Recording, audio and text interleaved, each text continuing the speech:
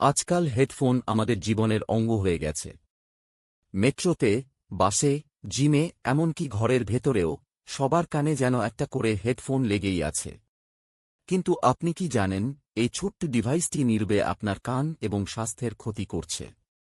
প্রথমেই বলি, অতিরিক্ত উচ্চ ভলিউমে গান শোনা স্থায়ী শ্রবণশক্তি হ্রাস ঘটাতে পারে।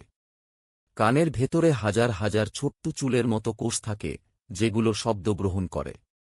উচ্চ শব্দে এগুলো ধ্বংস হয়ে যায়, আর একবার নষ্ট হলে তা আর ফিরে আসে না।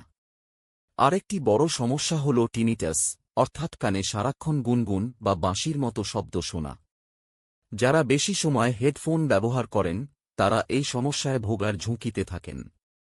দীর্ঘ সময় হেডফোন লাগিয়ে রাখলে বাতাস চলাচল বন্ধ হয়ে যায়, কানের ভেতরে ঘাম ও ব্যাকটেরিয়া জমে ইনফেকশন হতে পারে। এর ফলে কান লাল হয়ে যাওয়া, চুলকানি, এমনকি পুঁজও হতে পারে। শুধু কান নয়, মাথাও আক্রান্ত হয়। হেডফোন বেশি আঁটসাঁট হলে মাথা ব্যথা, মাথা ঘোরা, এমনকি ঘাড় ও কাঁধে ব্যথা হতে পারে।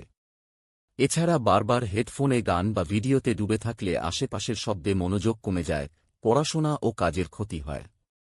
তাহলে কিভাবে বাঁচবেন? সহজ নিয়ম: 60-60 রুল। অর্থাৎ ভলিউম 60%-এর বেশি নয়, আর একটানা 60 মিনিটের বেশি ব্যবহার নয়। প্রতি ঘণ্টায় অন্তত 5 থেকে 10 মিনিট বিরতি নিন। মনে রাখবেন, আপনার কান অমূল্য। একটু সচেতন হলেই আপনি শব্দের আনন্দ নিতে পারবেন, আবার কানের সুস্থতাও বজায় রাখতে পারবেন।